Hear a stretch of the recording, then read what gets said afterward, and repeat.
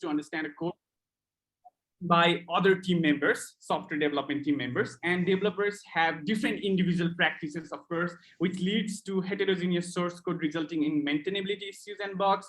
And the maintainability issues and bugs cost developer time and result in bad developer experience. So effort intensive, a lot of time taking, reviewing unclear bad source code not only consumes a lot of time, but bug fixing and adding new features is not easily manageable. And I think as we all are, most of us are developers here, we have gone through that problem.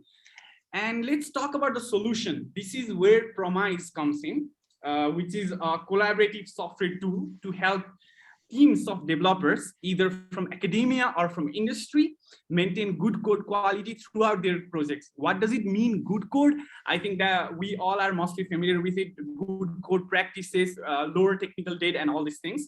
Promise is a platform designed for continuous improvement of product code and strives for technical excellence. And we all know how much this means for a developer, and Promise is for developers. So it has major features that will solve the problem I just shared before. That is identification of practices, best code review tool, or Promise web interface, which is one of the best features we have tried. And each developer identifies and highlights best code practices. This is very fruitful and very easy because we also tried it. We tried the Promise app, and indeed it's a worthy application. And my thank you for the developers coming with this idea. And we have another feature, Craft Workshop, regular code review meetings where every member of the team has to participate to validate identified best practices. Gone are the days where you have to create the Zoom link. Gone are the days where you have to create the Google Meet link. You have to send it to every developers. Then every developers had to come and ask for the permission to join the Zoom or Google Meet. Those are now so far gone with coming of the Promise, because the Craft Workshop eliminates all of that, because Craft Workshop is developed within the Promise app. So it helps us for the fruitful meeting. And then automatic suggestions, which is also one of the best features based on specified best practices that has been going on the top companies. For example, even Apple or Facebook, probably they should be using best practices. So automatic suggestions are based on specified best practices. Developers receive suggestions in their IDE during development or while reviewing code in a VCS. So this is what the solution is, Promise. Now talking about the features, it has quite a very vast amount of features. Let's quickly go through it. Onboarding, where you log in, organization creation, where you get a custom subdomain, which is very also helpful because you can share it. And spaces, your group has own spaces. Either it can be public or private, which is also very fruitful because you can either keep it private within your circle, or you can either share with everyone around each developer around the world. There is space and user management. They have also looked about it. And there is a workshop to align and review the best coding practices, which is Craft Workshop. There are catalogs to share practices. Documentation are already there, which helps anyone who is using Promise to understand Promise and how it works. And there is a debate about technical discussions. Either this is wrong, this is right, this is the best practice, this is not a good practice. Everyone comes with their own experience and got to share about it, which is also one of the feature in Promise. There is community of practices animation, where even if you are, they also have thought a bit about accessibility. It's not only you don't have to read only, because you also see big pictures, videos, animations that helps you. So they have also thought about accessibility, which is quite a good thing. And coming in a new application like this, it's a very good thing. And there is IDE plugins and web browser plugins, and obviously suggestion and best practices in IDE, because it exists everywhere. You will not, after you start using Promise, you will be coding in best practices, and probably you will be getting experience on it. So Promise is actually not alone. Other people have also tried to do it.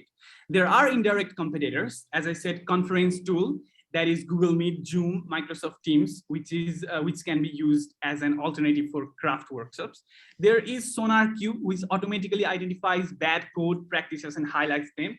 This is more related with automatic suggestions. There is JetBrains Space, which is tone-based and chat-centric code, which reviews basically code review plugin, also touching one of the feature of Promise. And another direct competitor, which is CodeStream, used for teams who want to increase communication about the code while code is being written, not only afterward. So while code is being written, you get suggestions. So this is one of the direct competitors. So Promise is already dealing with its competitors, but this is where the catch is. Why should you Promise? You use Promise and not any other application mentioned. Let's first about history. It has been built over several years. It's just not coming out in 1 year. It's just not agile in 1 year. Not just few thought about for years.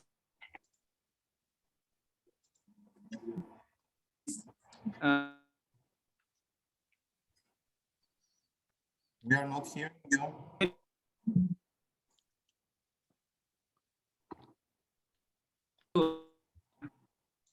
So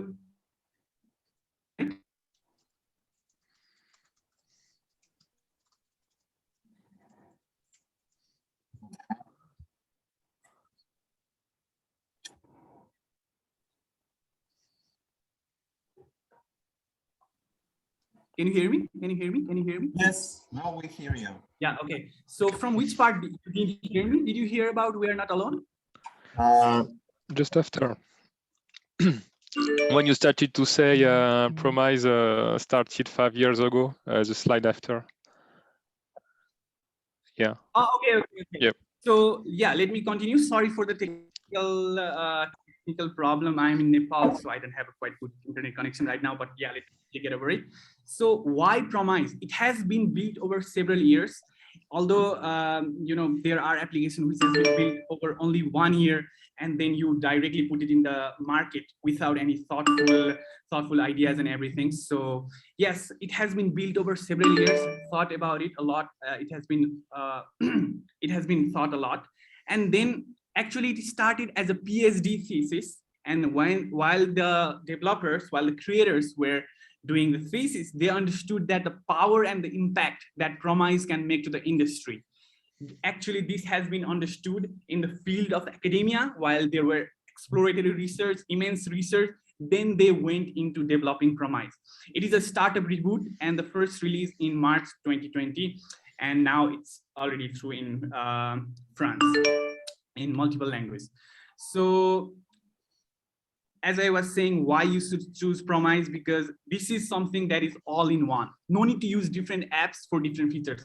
As I talked about here, every application has their own kind of feature, so you have to jump between different applications. But Promise brings you all in one. You just have to use Promise, and all the features you get in only one application, that is Promise. And that means your computer will be happy with you. You don't need to install so many applications.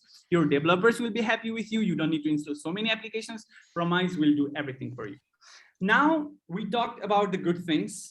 We talked about how Promise was created, why Promise and everything, but everything is not perfect. It has some flaws. Obviously that can be improved over different versions. Now we will do some critique of Promise. So onboarding process, let's talk about onboarding process. This has one serious problem, that is multiple user flow. Multiple user flow is something that when a user goes to onboarding, then when he or she is putting his or her login and when they are going through the application, you are directed to some other application. For example, I put my email, then I have to put the code to verify myself. And to put the code, I need to go to my personal email. That means it breaks the user flow and sends me to other application.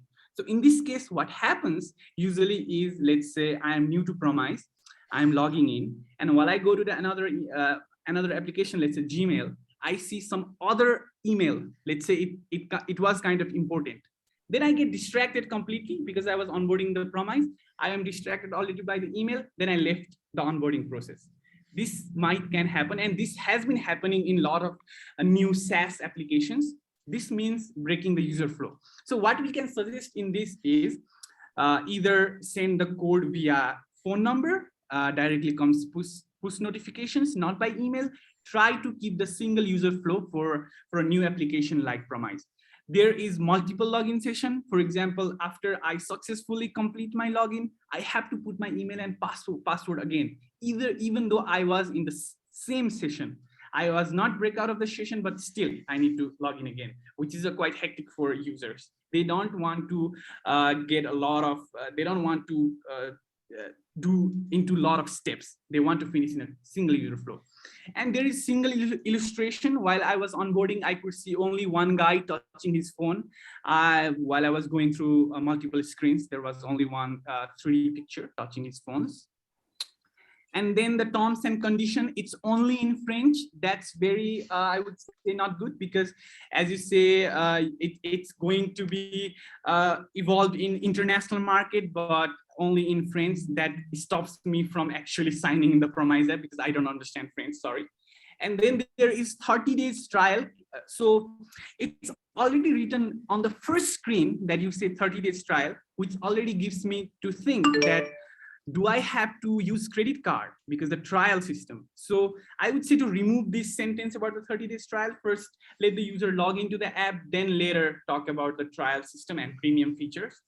And confused invited users during login, because the system is that when the user is invited, they have to log in differently. For example, complete your account. And this is not usual this is not an industry standard. So this creates a confusion for the user who has been invited by the administrator by creating the Promise account. Now about the documentation. Outdated documentation for IDE plugins and browser extensions. Easier. Sorry. Yeah. You just have a minute to wrap up.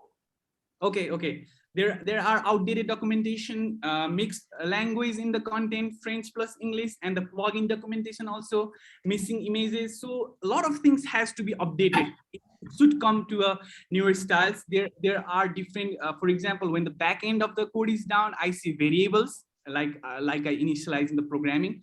So this has been with the documentation, and in the code craft tutorial, the tooltip box is hidden behind the chat box and the search is unintuitive. That means I have to press enter after I do the search. So I would say to follow the Google practice, how they do it. And other general problems are layout for buttons, which are smaller than text. The mobile version doesn't work at all. It's not responsive. The UI is a big problem. No hierarchy. Questions and answers are same for FAQ. There are a lot of typos and only flags. It means some people might not recognize the flag. So if there is a letter on the side of the flag, it would help me to understand which country exactly it is. So these are the high priorities to fix as soon as possible. The onboarding, terms and conditions in different language, fix the typos. This will question your unprofessionalism if you won't fix it. Then you can also give compensation for users who completes the onboarding. For example, there is a 30 days trial, you can make it 40 days trial who completes the onboarding. This gives some kinds of motivation for someone to complete the onboarding. As I said, fix the buttons that are not working. And this implement when you have time. Basically, after I enter the correct code, it should directly take me to the another page without me hitting the inform, update the illustrations, and of course, hire a UI UX designer. This investment is always worth it. You can do this over your versions when you have time. And everything that I said is fully in details with screenshot and what you need to do in this link. So don't worry if you miss something, you can just go to this link and you can check the screenshot of where the problems are, where you should fix it. So that's pretty okay. And yes, finally, that has been the critique. That has been the application Promise. And we also made a slogan for you: by developers, for developers. Thank you so much. Thank you. Thank you, Olet.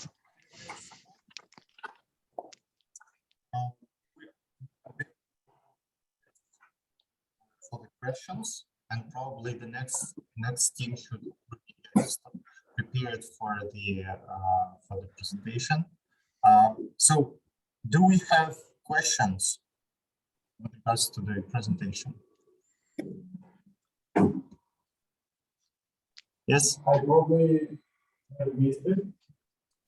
Sure, but what was the initial problem that you were trying to solve as a part of this? Find the issues that or Could you No, we didn't hear. We didn't hear. So the question is, what is the main problem you are trying to solve within this hackathon? I should answer, right? So No, let okay, me no, sorry. yeah, sure. Oh no, I don't. You can go. Okay. So so the main problem is basically to fix the application itself, not exactly fix, do a critique of the UX. What is right or what is wrong in the application, identify it and give a report to the founder of the Promise. And also Promise was thinking to get a fresh view of fresh developers, let's say, who has never used it before, and what would they think, what is their view of using the Promise for the first time.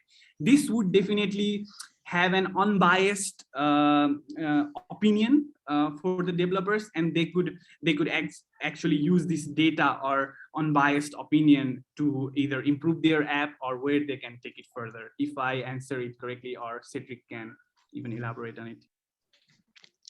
No, I think yeah, you provided a good summary, so I don't want to take some too many time. I think yeah, you did right. It was mainly the purpose of discovering a new tool with new concepts and how new developers perceive the solution and its added value. And this is something quite new for us. So it was like an exploratory session with some suggestion and feedbacks to provide. That was the main task. Okay. Thank you very much. And thank you.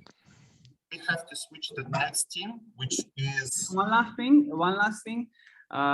comment. Yeah, so thank you for the hackathon, thank you for the case study, thank you for this wonderful Promise app, and everyone who is there. The Promise app has already been used by big companies like UBI Soft, and we all know like they are giving us games year after year, so this might be some help of the Promise. So I would suggest everyone to try at least once Promise, and thank you very much for my team to for us sticking together and completing this whole presentation and going through the application. Yeah, thank you everyone again. Thank you so much. Okay, thank you. Thank you. So the next part is what? Yes, hello. So please share your screen. Okay. You can start the presentation.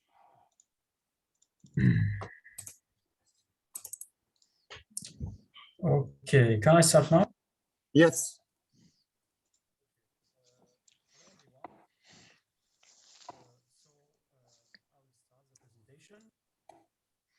So here we are describing how Promise platform works. It involves three main steps. First, we have identification of practices. As a second, we have craft workshop for discussing and making bottles, and we will explain these concepts later. And we have, in the end, automatic suggestions.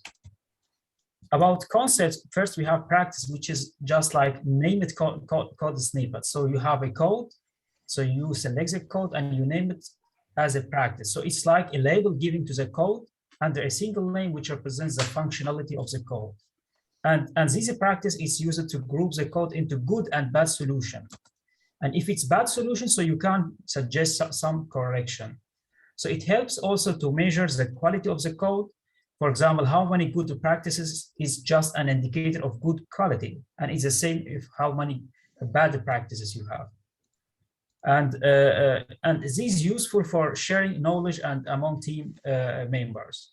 And it's also important for junior developers. They can learn faster from elite developers. For example, here you can select a code snippet and you can tag it as a practice, and you have practice in the result. So here you can label the code snippets. Another concept, which is a tag, which is very relevant to the practice, and tag, it's something like you first create the practices, and after that you tag the code snippets using these practices. For example, here we have a hello world example, and we are giving practice, which is hello world.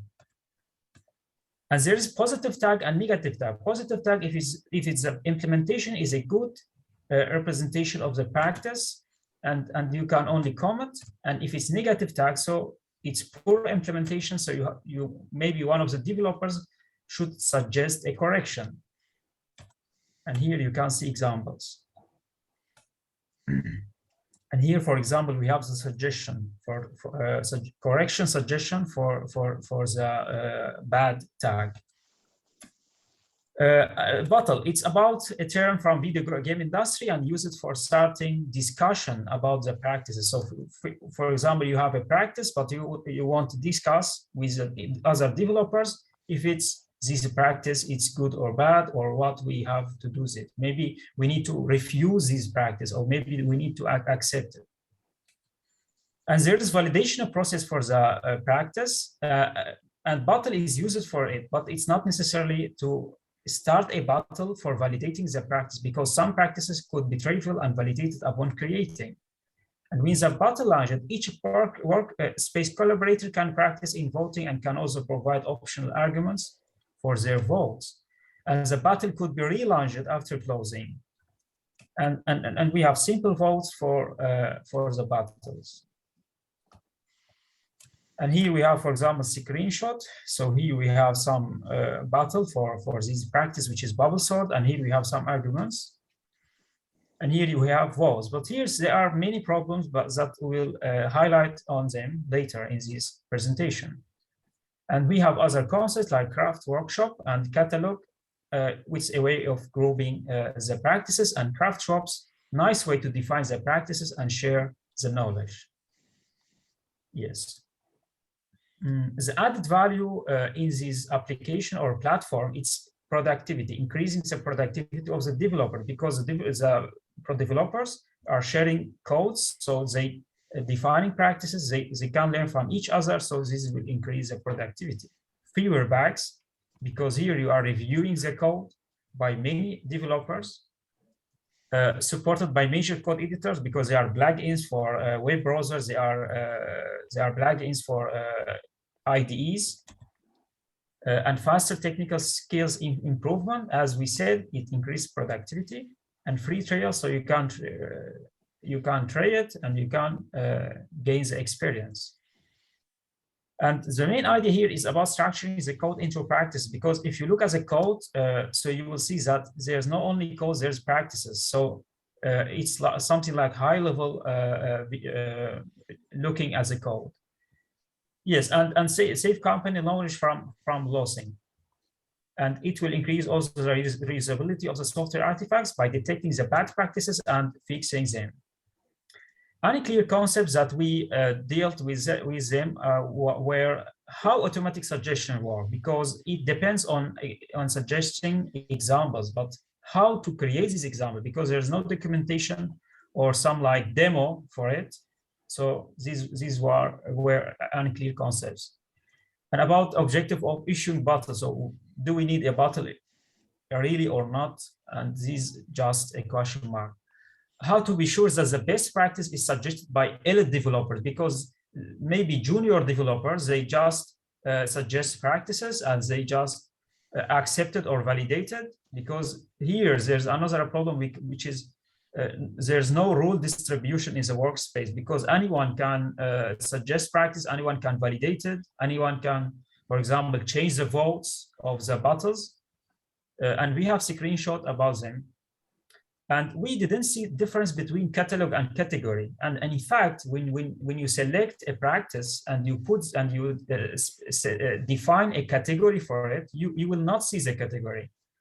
Okay, maybe it's a catalog, you will see the catalog, but you will not see the category. I don't know if there's a problem in the managing of the website or platform. And code examples, yes, and here we have code examples for automatic suggestion, but there's no something like demo for how to create them or how to add them. Okay, here, for example, when you do something automatic suggestion, it will show you these message. So you need to add some code examples, but we didn't know how to add them because there's no something like demo or documentation. Points to add for targeting international audience. It's about yes, multiple language support should be, because some messages are in French, and VS Code, it should be in the English language instead of French, the settings. Yes, here, for example, documentation, the screenshot, it's in French, but the documentation is English, so it's something like weird. For VS Code plugin, yes, and here we have here in the real, and we have here in the demo, so they are different, because here the demo, it's not updated, so you change the platform, but you didn't update the documentation, which is something like misleading. And the same here when get started guideline, because here's only there's a workshop or crafts workshop tutorial about how to add tag or how to add a practice, but there's not something like how to create a workshop or how to do something like creating a catalog or so. There's only one tutorial. Maybe you can add maybe more tutorials for guiding the user.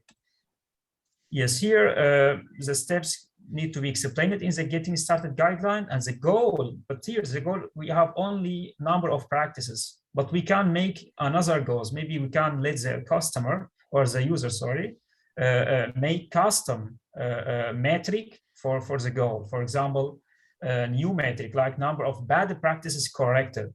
Maybe, for example, if you corrected 10 bad practices, so achieve the goal of this workshop, maybe.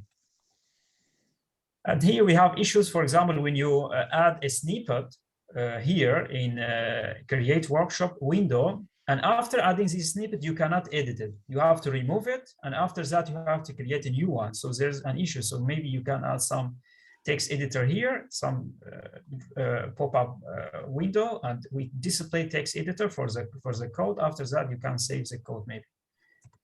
And the same here, after you yes, we can only edit the file name, because here, yes, okay, because here if you miss or if you forget the file name and you save it, so you cannot change it after you save it. So you have to remove it, and after that you have to add a new file, which is not good. And here's the same, we try to upload image, and it displays image as text file, which is yes, which is something like weird. Yes, drag drop, it's a good feature for adding files here quickly, because every time it will press on add files button. And here, yes, when the user forgets to name the code snippet, so there should be here something like drop down window, so you can name it or you can color the tabs, for example. Okay, maybe here there's another issue with the language. Here, for example, when I write C code and it doesn't detect the language from the extension of the file, or it doesn't detect the language from the content of the file. Maybe this is another feature that could be added to the platform, because here there could be different file with different language, and maybe the user forget selecting the language. Maybe, but by default it will be text, and it's not desirable for the developer. Yes, here, as I said, when we select category, it doesn't display category here, because here there's only practices, there's no categories. So for example, I want all of the practices of one category. So there's no something like navigating like this. So maybe it's a feature could be added. Yes, here anyone can change the votes of others. So we experimented it with our team members, and actually, for example, one of the members can change the votes of others because there's no permission, and this is just like issue in the battle section.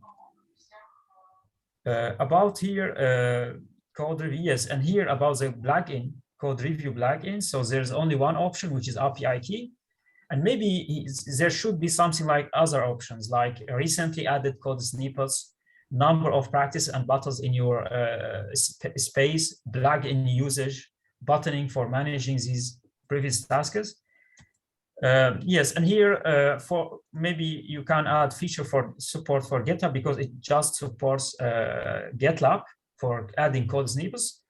And here about maybe you can provide a database of best practice in order to attract developers. Maybe some of them could be open source, so you can share it with. Maybe it's paid, so you can make it like yes. And adding notification, yes, and here it's important. So because when some votes on the battle, so the developer should get some notification about when it's changed the voting in the battle. And here assign rules the developers with a defined set of permissions, as we talked, because here there is a problem issue in the battle management. And how to encourage developers to use promas, and you can provide some like a demo or statistics about your software, about your platform. So how many bugs that you detected, or how many bad practices that fixed by your platform. Maybe it will attract more developers, just like marketing thing. Yes, and mobile side is under construction, so it's not yet available. Yes, and here we try to compare your software or platform with Interview Sandbox platform, and we got some difference between, for example, team collaboration in Promise is better, best and bad practice at adding. So there's something like this feature, code snippet adding. But in Interview Sandbox, we have real-time program, because every time I have to refresh the website in order to get the updates. And code sharing, they both sharing code or knowledge among developers. In the end, maybe, no, it doesn't. Oh, we finished, right? Okay. Mhm. Okay, thank you for listening.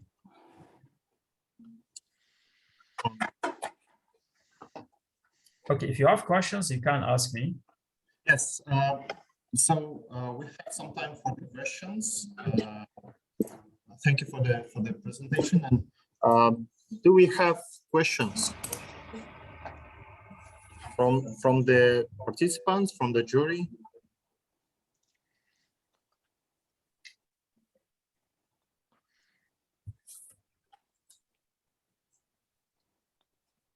Second. Oh.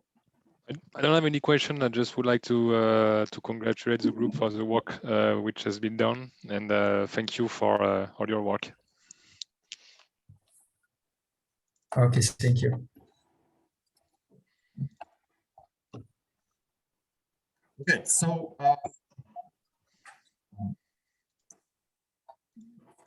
if there are no questions, I think we can switch to the next presentation, to the next team, which is a second.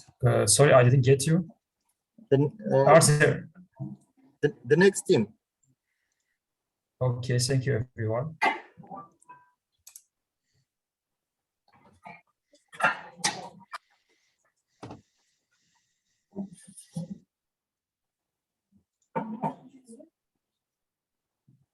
The next team is a hot dogs, right? Yep, hello.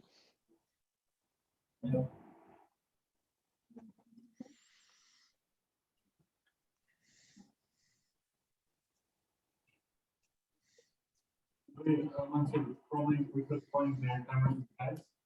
Yes, sure. Sure. Oh.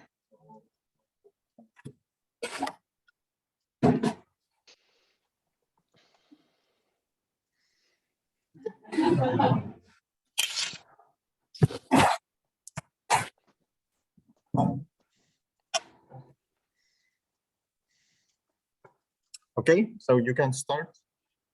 Okay. So hello everyone. We are a team called Hot Dogs, and we have a really nice doc-on case. And here are all our teammates.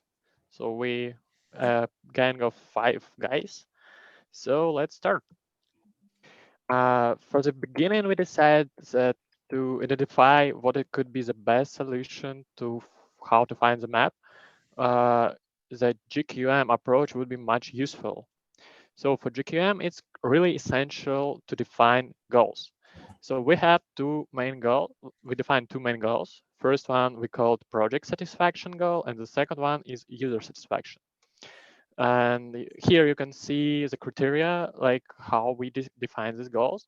For project satisfaction, it's mainly the purpose is evaluation. The main focus is on price, documentation, community. And here we look on the tracking service from this point of view of Docon team and the context in which we're trying to determine the question is a delivery tracking MVP in Tashkent.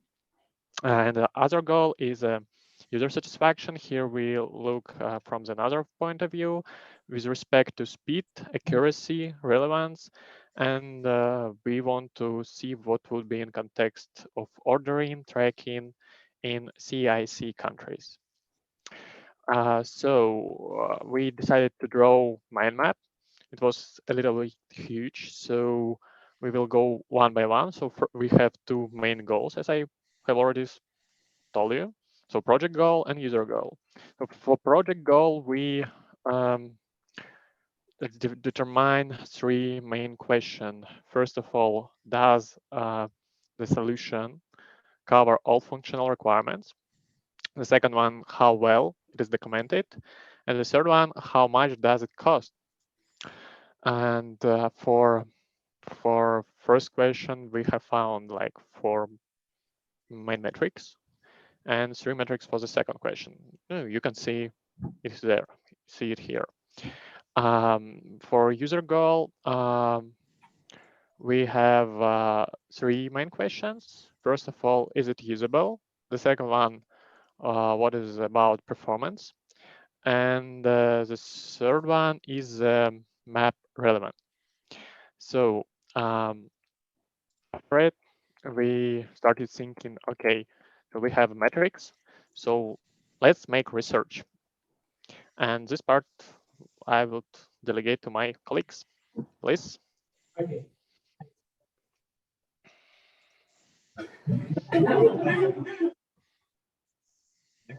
Konstantin, next slide, please. Okay, let's start with types of styles that can be used on map showing. There are two types. It's raster and vector types. So raster is a type that includes a lot of images, they're called styles, and with placing the styles on your screen, you can see these styles have 3 components, X, Y, and zoom. And you can get it from the service. The second type is vector map. It is a type that includes a lot of objects, lines and the polygons, and we have a lot of parameters. For example, it can be a house, it can be a tree, and so on.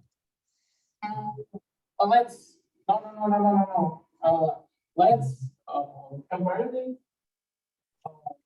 So raster map is fast, has a fast walk because it only shows pictures on the screen.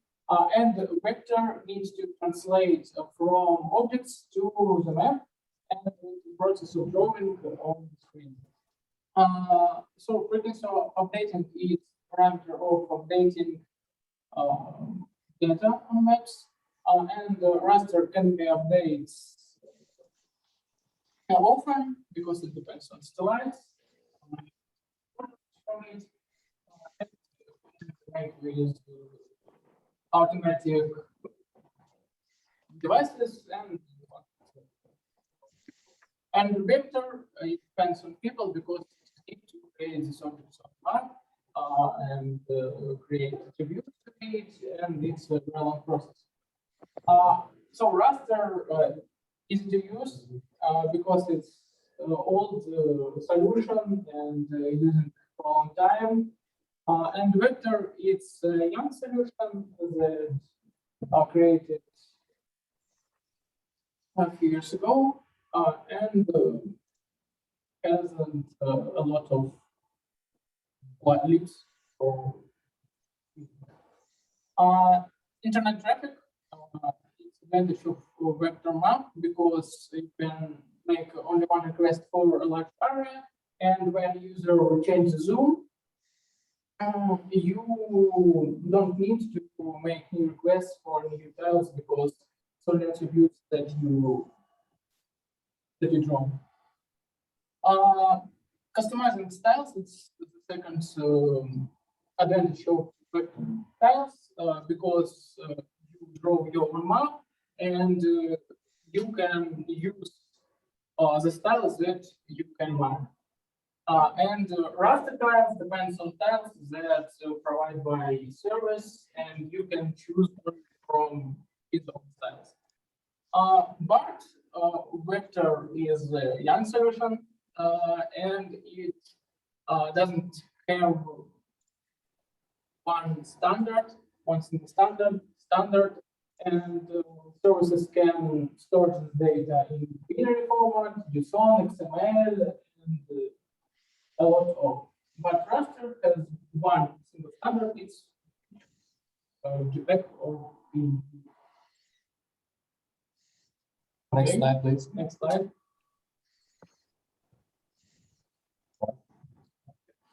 In our research, we examined the 4 projects. This is Yandex, Google Maps, CASE, and OpenStreetMaps. Speaking about the price, you can use the OpenStreetMaps because it's free and also it is open source. But we didn't recommend you to do it. You will see why later. And also CASE doesn't advertise their price in public.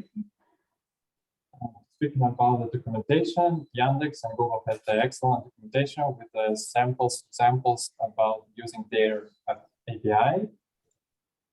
Community, this is kind of tricky question. We was thinking about how to measure the community, and we decided to just compare the results response of Google searches and Yandex searches, and determine that Google Maps in Turkey is more popular than others. Layers. Google Maps is the winner in the layers. They can show you the roadmap, 2D or 3D. Pictures from the satellite. You read it's pictures from the satellite and roads, and also the fourth type, it's something linked with the mountains. Next slide, please. Also, our customer asks us to think about the future feature to combine a few destinations in the one road. Also consider that. As you can see, the Yandex, Google Maps, and CASE has could provide to you a road with multiple destinations. Also, Yandex, Google, and CASE has the native Android and iOS SDKs for these platforms, and you can also use the REST API. Third type of maps. So Yandex, Google, and CASE have both types, raster and vector, while OpenStreetMaps has only raster. Traffic jam track. So Yandex, Google, and CASE. Talking about the frequency of map updating, it's a difficult question, but we compare this by the photos from the satellite. So also time prediction accurate and coverage, maps coverage in Tashkent is also a difficult question. So we decided to compare it by our fields and manual comparison.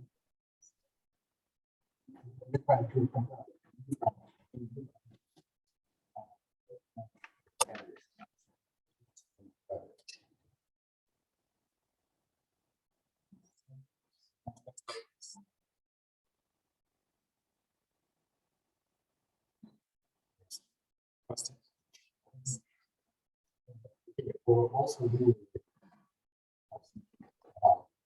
a resource of your previous location. So we have two ideas. First, it is from a mobile phone, and secondly, it is from a device on scooter. Mobile phone, it is cheaper and easy. But when we use device on scooter, we can get some different kind of information.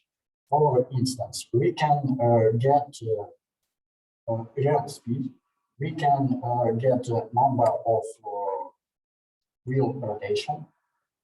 We can measure distance. Also, we can get scooter health state. For instance, we can get some state of battery, some health state of battery, how it charge, and something else. We can turn off or turn on engine of it. Also, we can get courier status because when courier go from dark store to customer, and when he around the customer house and he have speed by around 0, so he arrived and through 1 2 minutes he give a package. So we guess mobile phone is cheaper for MVP because not enough time to start, but in the future it will be better to use a special device in scooter. Next. Okay, summary. So yeah, okay. To summarize what we've said before, first of all, we suggest to use Yandex Maps because during our comparison, we determined that Yandex Maps have the best coverage in Tashkent, and we decided that that is the main deciding factor, even though Google might have more up-to-date satellite images.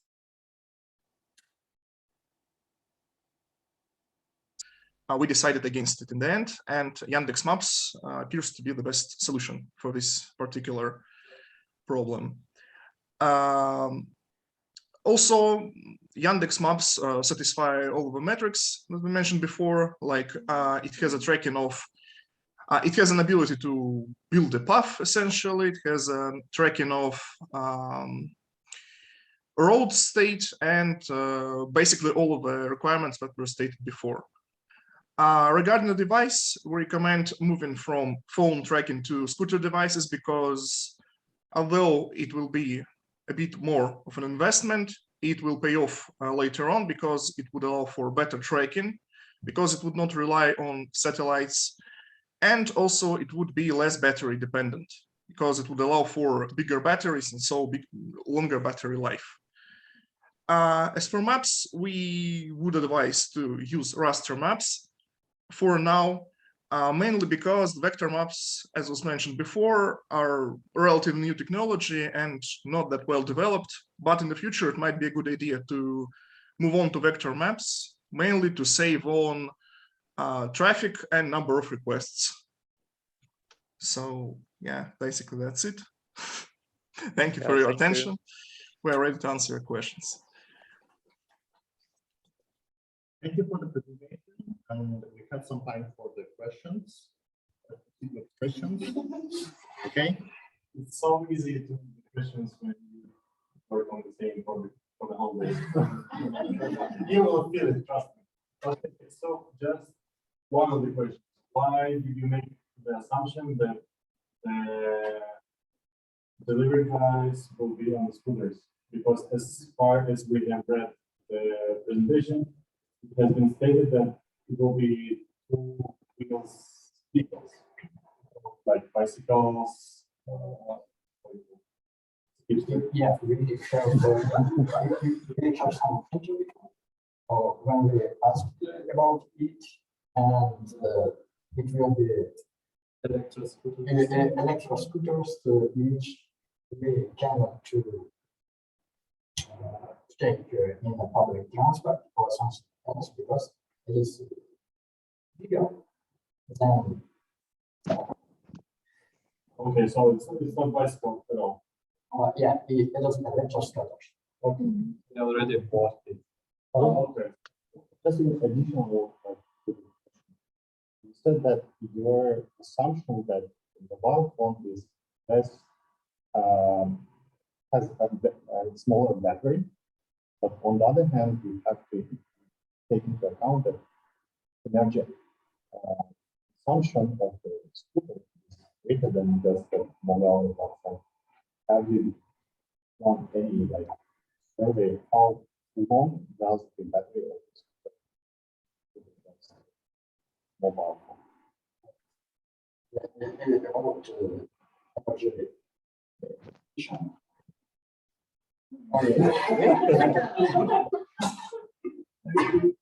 We can when we create home device for scooters, we can use low energy models, for instance, low GPS energy model or low GSM energy model. Is it the case? So that they have both the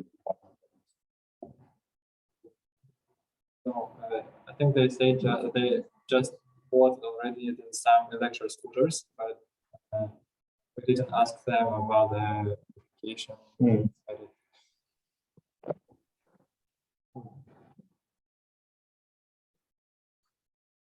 Any other questions? Yes.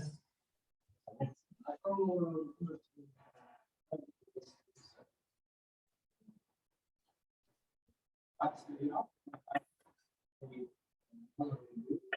what is really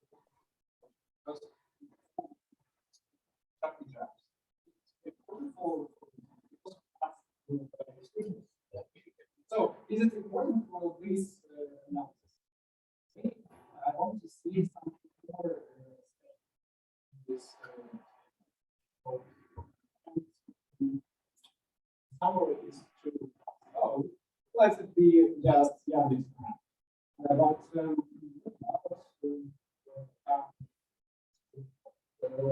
really important of this analysis. We have something. In other words, probably when deciding, you might have done some assumptions and trade-offs, and it wasn't clear what were those trade-offs when deciding about.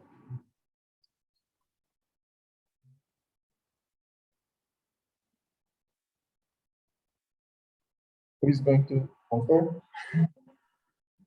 We put some features into our table.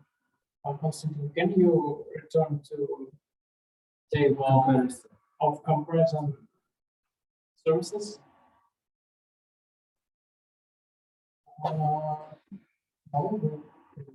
Yes. We removed it, but we had some features of every service, and Yandex Maps. And Yandex Google into this has features with traffic jam. No, it's on the second slide. It's in the second slide. They also have the monster roads, kind of build monster roads. How about it? Okay, the most important in our case, it is coverage, because we start in Tashkent. Second, that the brake slide. On this,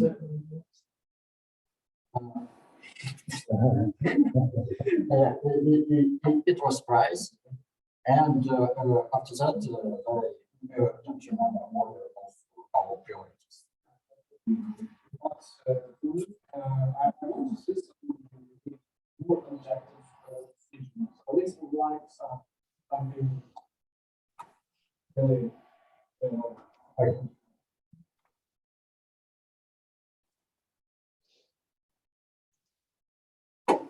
Okay, I think we should wrap up on this point. To thank the team for the presentation. And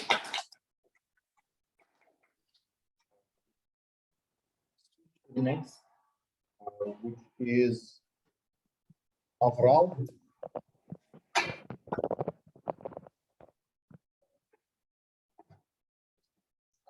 Floor is yours. Please proceed when you are ready.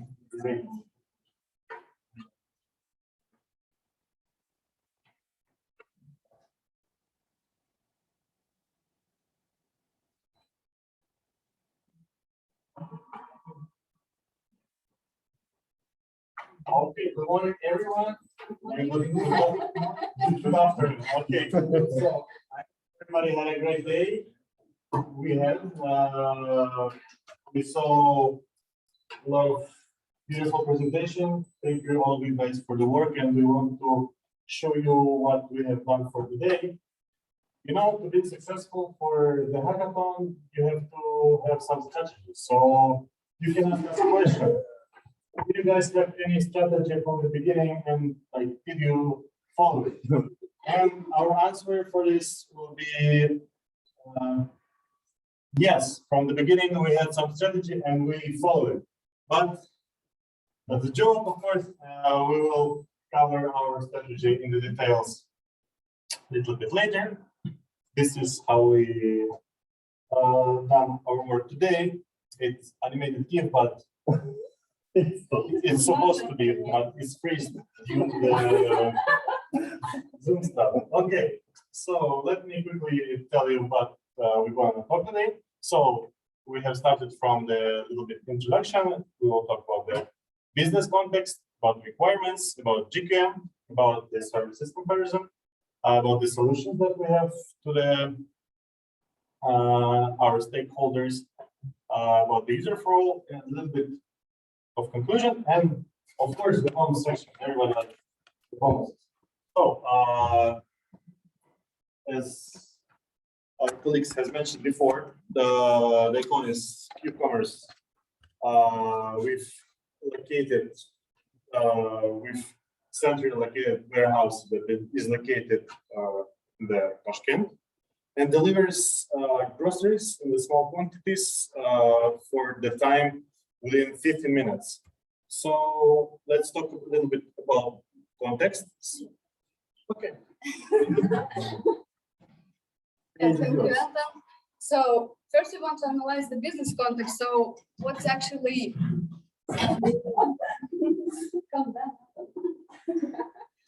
so the main concepts are navigation and tracking.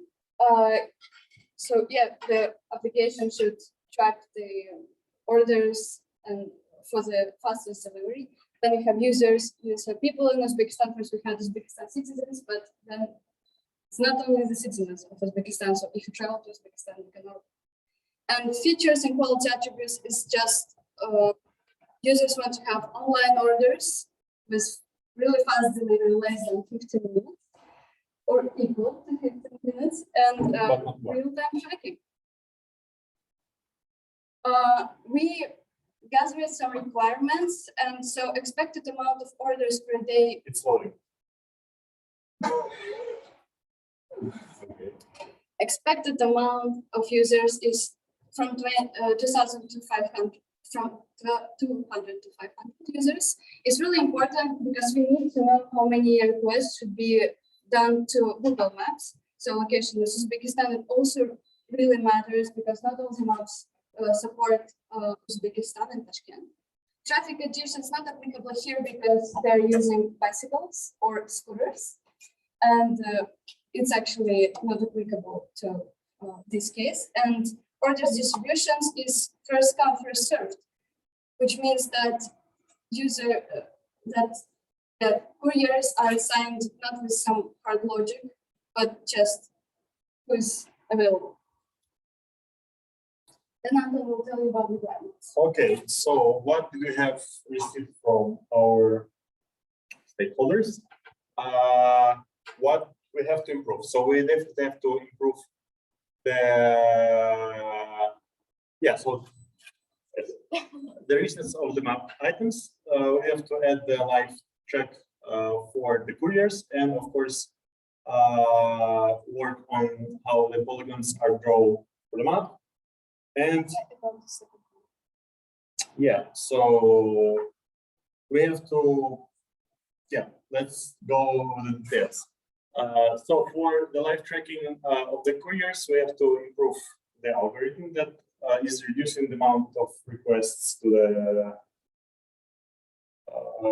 the card service, and we have to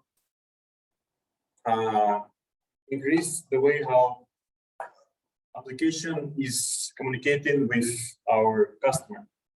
So, Nida, please. Yeah, I also want to add the live tracking of couriers because we asked the customer and he said, oh, okay, it's not really matter. It doesn't really matter. So it's like not the real requirements or just for the usability. So it will matter in our solution. So we also use the GQM model, goal question metrics. We have one goal to reduce the cost of map service usage. It was the main requirement because they spend a lot of money on map services. That's why we need to reduce them.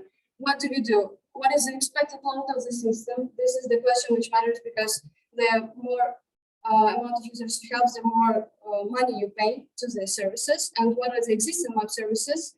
We want to compare them by costs, by availability and Uzbekistan, and if they support Flutter because they use Flutter development. So SDK should be really compatible with what they already have built. So this also matters because it reduces the cost of development. Okay. Services comparison. Yes. Thank you, Zoom. So we have made the comparison for the costs by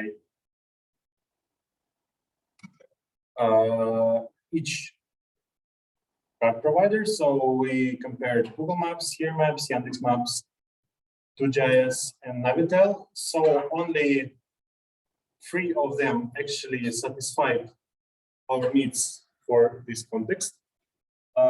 Google Maps and Here Maps and Yandex Maps, they support Flutter. So this is what stakeholder has for the mobile applications. But Google Maps didn't fit us in terms of price because their transactions are the most costly and it doesn't have that much data for the Uzbekistan that is needed. So the options here only use Here Maps or Yandex Maps.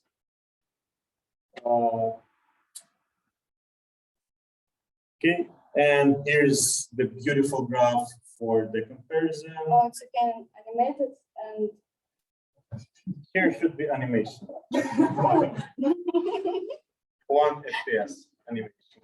So you can see that the Google Maps is the most pricey one.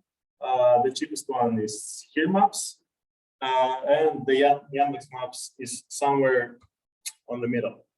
So yeah, let's go to our solution. What we propose is to use Yandex Maps or Here Maps. We'll discuss it a bit later. To identify the allocations of users when users register or order. Then we use external maps is for building a road from the courier to the order destination, and OpenStreetMaps for show lifetime tracking. It's optional because we have not a solution for that, so we will also present that. So let's talk about the registration stage when user is getting registered to that. So we have compared different services, and we have noticed that Yandex Map is still the best solution for the icon for the next reasons. First, it's already there, so that nothing new has to be added. And this is not that pricey because this is one-time thing. So user are probably 3 times. So user add like his home address, his work address, and like the friend he go very often. So this is very good also in terms of quality and utilization. So the new buildings in Uzbekistan, as far as we research, they add into the system very fast. Yes, so an alternative solution, we also suggest to use these maps when user registers, so when he enters the building on the street where does he live. So here maps can little bit reduce the cost. So actually not a little bit, 4 times. It has support for the polygons, so it can be also used for the admin web application. It's less costly, but there is downside of it. So it requires extra developers' effort to integrate it into the system. Yeah, it is an alternative solution because the Yandex maps are already integrated, and the team wants to deliver the product in 2 months. So maybe Yandex would be the first solution. Yes, this is a comparison of detailization of maps, and as we can see, Google Map is not that detailed. WD is detailed, and Yandex is really detailed, but WD is much costly. As we know, Google is not that detailed. That's why Yandex is still a priority. That was the first solution which we proposed to the registration step and to what maps to use. The next solution is for the assignment of dark stores to the user. So when the user is entering a new address, for example, you order from your home or from your friend's home, doesn't matter, the dark store is assigned to you. So the closest dark store is assigned to you. So the system already knows from which dark store the courier should be chosen. Not to you, to your address. To your address, yes. Thank you. And yeah, this step does not require Yandex Maps because we already know where the person is and what the nearest dark store is. So it can be calculated in the service, in the backend, because the polygon coordinates are already stored in the system. So, I think this will be the biggest money saver. So as far as we have seen how already working in our stakeholder app, they have built-in navigation into the application, and it requires a lot of requests when couriers think, oh, I know how to go there, I will go there, and like Navi system is rerouting the road. So how we suggest to do it? So we redirect the couriers to the external maps for the roads. So it's very easy to generate the link to the destination where you have to go. So this is how it's done on the booking. So we can open it with the maps, maps.me to JS. We can, like, if the electric vehicle has been out of battery, you can order a taxi to your customer. So you can do actually whatever you want here. And the list of the recommended navigator system could be proposed during the onboarding process of the new employees. So the company knows which one works better in the city, which one is not. So this will be the biggest money saver for this particular case. Yeah, so, and we show expected time of arrival to the user's set of live locations of the courier. Yeah, this will help us to reduce again the cost to Yandex Maps, because we can calculate the destination between the user who is waiting for the order and between the courier, and then we just calculate it on the server. So users will not really know where the courier is exactly, but they will know that what amount of time they should wait for the order delivery. So yeah, that's why the live tracking may be not that. Yeah, users will still get some value from the time estimation, but they will already the company will not pay for the live tracking of the couriers. Continue. Okay. So how the our solution will fit into the user flow. So client chooses an address, it will request one Yandex Maps request. So this is like, super easy. yeah, but you should pay for that. Then system assigns dark store. So as we said, that system assigns dark store to the customer. Then user makes an order. Super easy. Then system assigns a courier from the dark store, which was assigned, as it's first come, first served. So no really hard algorithm there. Then the courier opens a GeoPoint in an external app. So courier does not see the road exactly in the application, but the courier sees a link which he can press and then sees a destination to the person. So this is the most cost-effective thing. And user gets notification with updates about the order and expected time for arrival. Yeah, so we remove the most frequent customers. You can continue. What we have done. So we have removed the most frequent requests to the maps services. This is about the road creation. So we have replaced some real-time courier position with ETA. We have decided that 15 minutes and 4 kilometers, this is not that critical to the customer. So okay, 15 minutes, I have to see where he is going. Okay, we have moved most of the calculations from the Yandex API to the servers that our stakeholder has, and we also suggest some cost-less alternative to the Yandex pack. And that is what you were waiting for, bonus solution. There is a tool called Yandex Taloka where people see it and they manually mark the data sets. So what can be done? User sets the location, then it's sent to the Taloka users. Taloka people, they just manually choose the nearest destination and send it to the system. Then user makes an order and courier starts delivery depending on the data which was sent from Taloka. This is how it will look. Go. The thing is that users will manually do that, and it costs like 1 cent per request.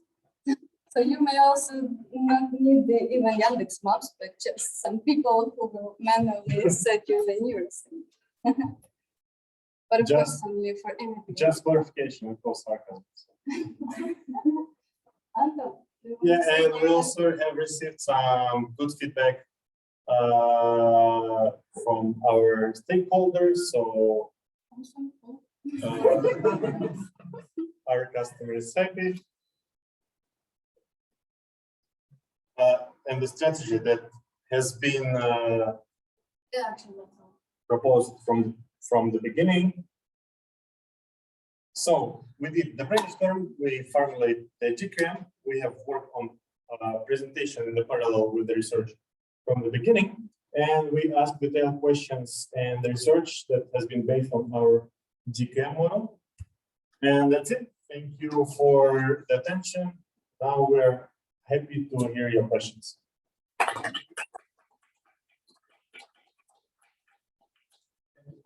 We have a couple of minutes.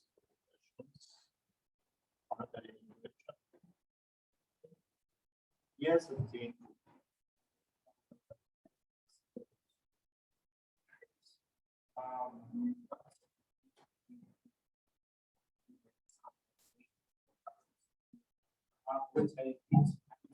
Okay, so we can save this amount of now. How many will calculate really numbers and some. I will agree with you. If we had a little bit more time, we were thinking about that, but yeah, this is what we just came up with, that we can see that it's really the difference is shown here between Yandex Maps and Here Maps. And as for requests less than 1,000 requests a day. Maybe in case when different solutions for different purposes. And those, what you should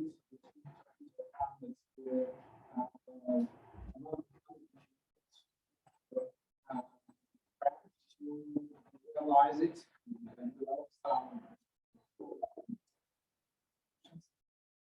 maybe some cases more than this same. So it's really nice. Thank you.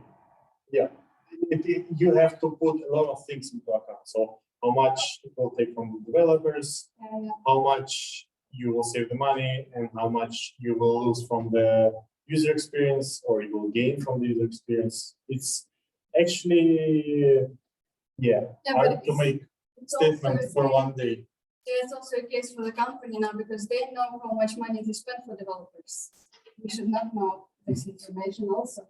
Like if they want to switch to here maps, if it will worth it or not. So these are calculations which they can make. A lot of context, how like experienced are developers. Yeah, there is a lot of things you should consider. You make it right. Any other questions? Just a question. Have you considered any criteria customer or the client hasn't or for instance, at this point they are target number of clients is 200, 500 At the initial launch, and it will be so your solution is considering the scalability. of course if you can actually reduce the amount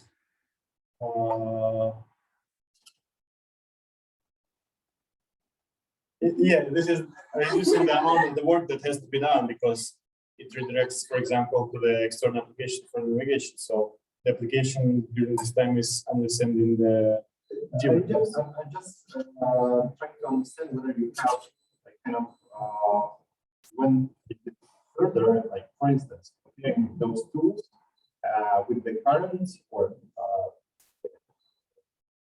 request in the beginning. But for instance, if you do more than probably Yandex apps like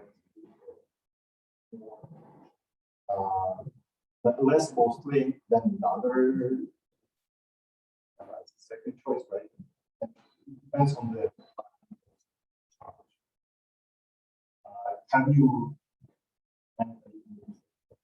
So we have considered the product only at the beginning stage. So what the startup has to do at the beginning, they have to save the money and they have to launch as fast as possible. So we have considered these two things in our Can I add something? Actually, the main solution that we did about this external apps using is about that with increasing a number of users, the cost of map service will increase also linear quadratic in the case when we have this routing requests. Okay. Okay, thank you very much.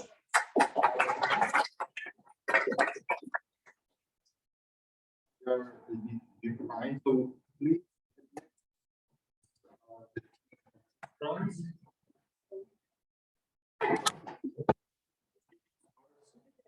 Start whenever you are ready.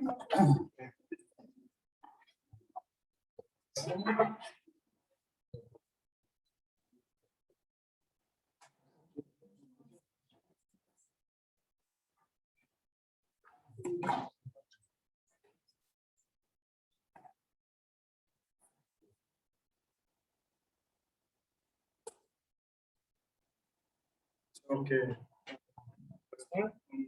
Now we will present the case one. This is about the delivery of the products in less than 15 minutes.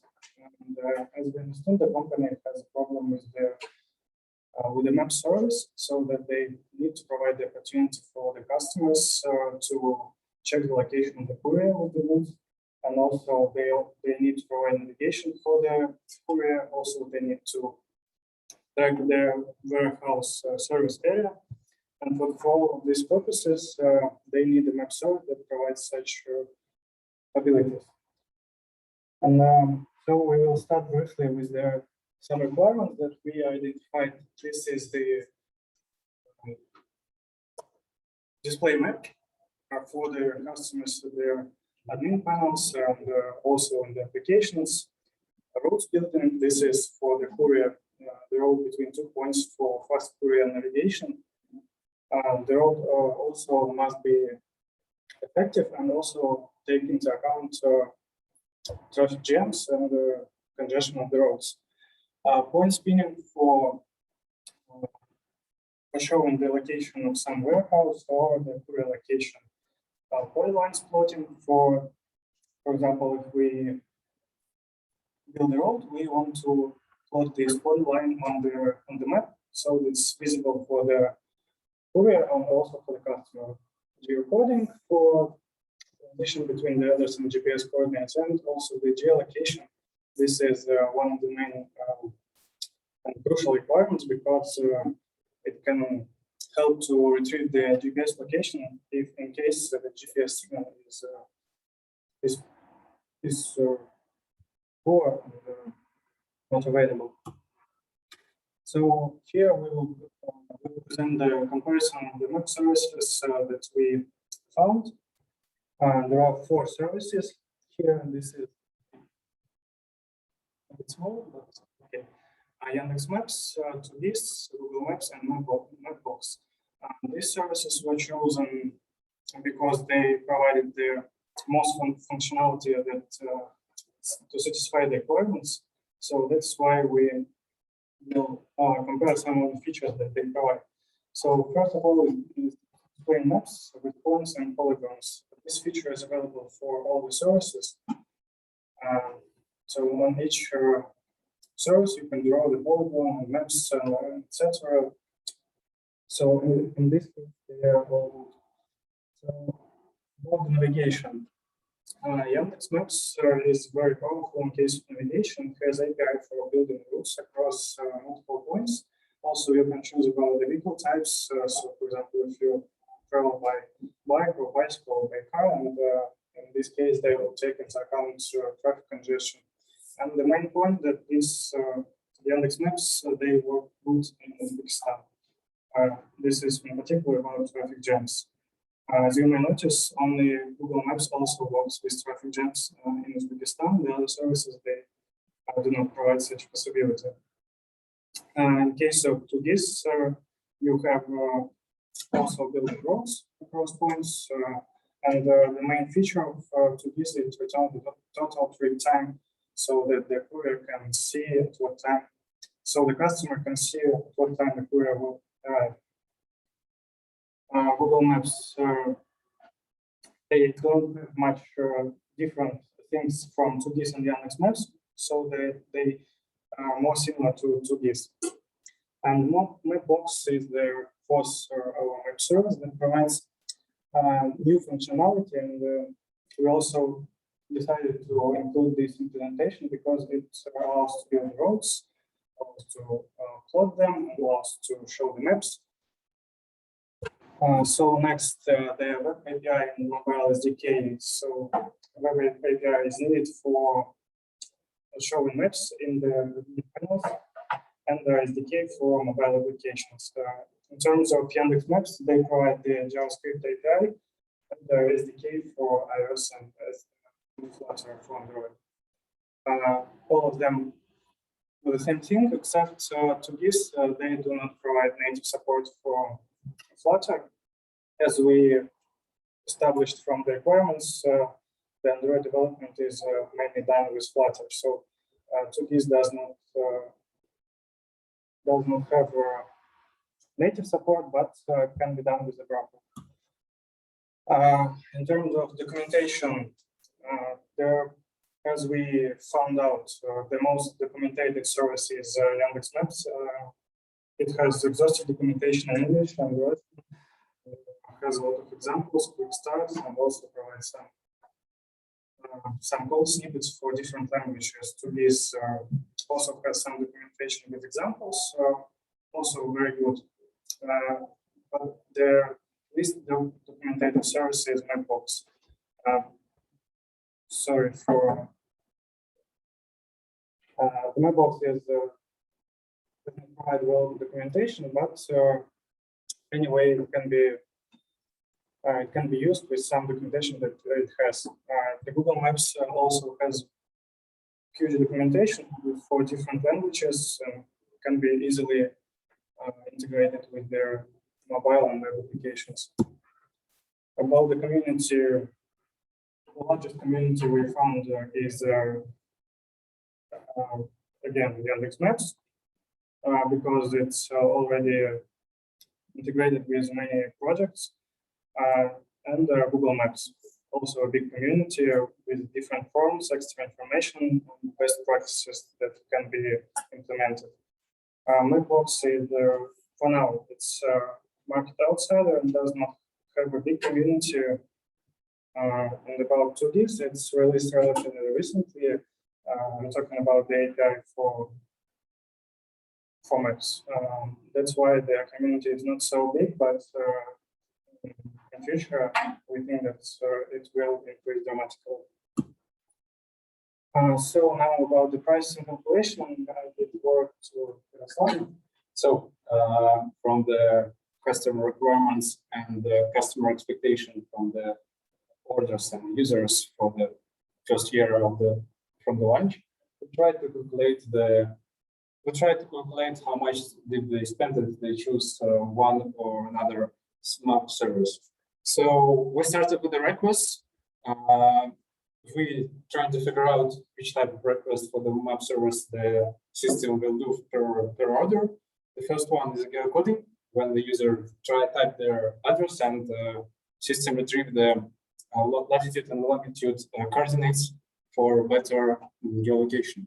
Also, the distance matrix for calculation the closest shop, dark shop, but displaying information on the map, because some card requires give you some limits for this one, and for the routing to display the road to the user and to the courier. So if we have 4 requests per order, okay, then we ask the customer how many orders they expect per day. They said 200 to 500 per day. We calculate, and we have 24,000 to 6,000 requests per year. So after some calculations and researching the pricing of each service, we found out that Yandex Maps will cost $340 per year. 2GIS have no official documentation about the pricing, but some forums say that it's cheaper than Yandex, so we place it here. The Google Maps and Mapbox, you can see the numbers on the picture. So the largest and richest is Google Maps, and the cheapest, I think, it's 2GIS or some open source solution. Here in this slide, I need to mention that we calculate the prices from the previous numbers, and they took into account the free usage. For example, in Yandex Maps, we will give the free usage for the geocoding, for the geocoding, because it shows to the user which not internal. We can easily register it and place the Yandex logo to make it for free. So so according to the prices and the requirement satisfaction, we built the following metrics where we placed the competitors. This is Yandex Map, 2GIS, Google Maps, and Mapbox. So from the metrics, you can see that the most the service that satisfies the requirements the most is Yandex Maps, and also it's not very expensive. So it provides somehow a trade-off between the cost and the requirement satisfaction. Google Maps, in our opinion, was the most expensive and did not satisfy all the requirements that we established. 2GIS satisfied even less than Google Maps, but it's the cheapest one that we found out. And the Mapbox is still an outsider in this matrix. So here we propose a possible solution for I don't know, for the MVP version of the company. We propose to use 2GIS for maps, for showing maps to the user, and building polygons, building polylines, showing some information so that we can integrate 2GIS in the admin panels in the web. We can integrate 2GIS in mobile applications for their customers and also for the couriers. But we propose to use Yandex Maps for navigation because it takes into traffic jams and can be more effective, especially when we have to deliver it for less than 15 minutes. So we use the Yandex API for checking the distance and the route between 2 points, then plot them with the 2GIS and use the own internal system for live tracking so that we can we take the GPS location from the courier and show this point on the map using 2GIS. This is the simplest solution and also and maybe the cheapest one. So now about the live tracking and reducing costs. We also need to track the deliveries hour, and our services that we discussed provide this service, but there was also a requirement that we need to reduce the requests that we make. We can use, for that we can use like ready-made solutions, for example, Deliver or DomAI. They can be easily integrated into your application, both in server side and client side. And they have some different customizations for like how smooth you can modify, or how like less resources your, for example, client application needs requires. You can tune it, tune these parameters, but for example, these two services are paid. Okay, so. But of course, like you can do like manually you can like restrict the requests you can send. For example, you can send the request once in like a minute or 30 seconds, for example, and you can just predict before the next just predict where the car is going to be in the next 30 minutes, 30 seconds, and just show it on the map. And when you receive the up-to-date data, you just update the map. You know, it's just one application if you don't want to pay. Thanks everyone. Any questions?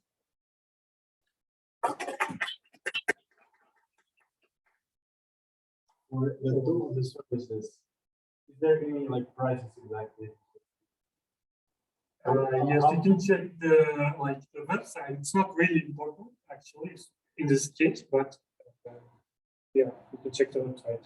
It's something like around 50 to 70 dollars for what? For one user? No, for annually for everything. For like for months for everything. For like 5,000 per year. Something like this. Okay. You can check the website. I don't know. Any other questions? You have questions?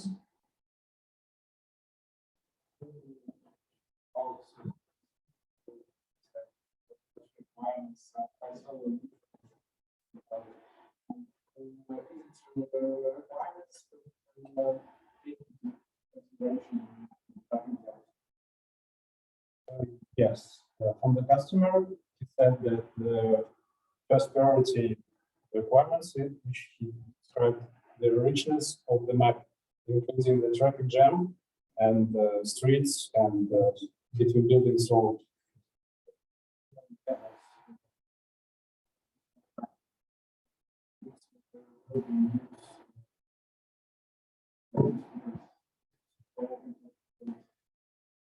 if they use scooters and if there is no given the restrictions in the next few years, yes, it will be not useful. But maybe it can change in a few years and roll rules.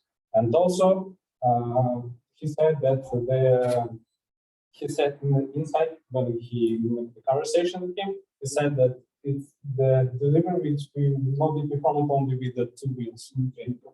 So maybe it will be by foot or by car.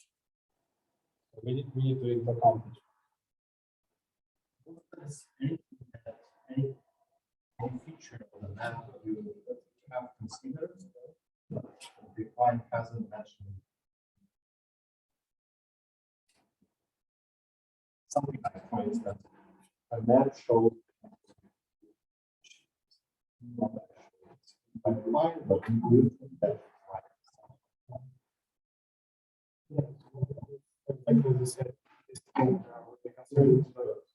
to provide the opportunity to show their entrance to the community. So this when we provide the services, but that's not the And just one comment with regards to this 11, slide 11, actually was pretty confusing.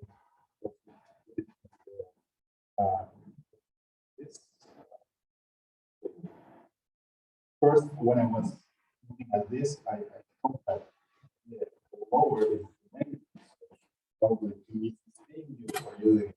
And I realized actually so make sure that you represent the data. yeah, maybe I missed the explanation. Okay. Okay, any other questions? Okay, thank you very much.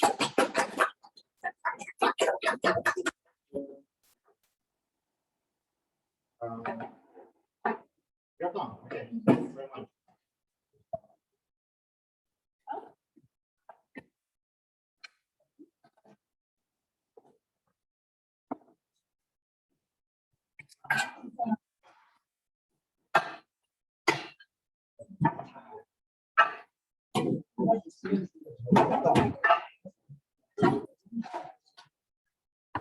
Sure.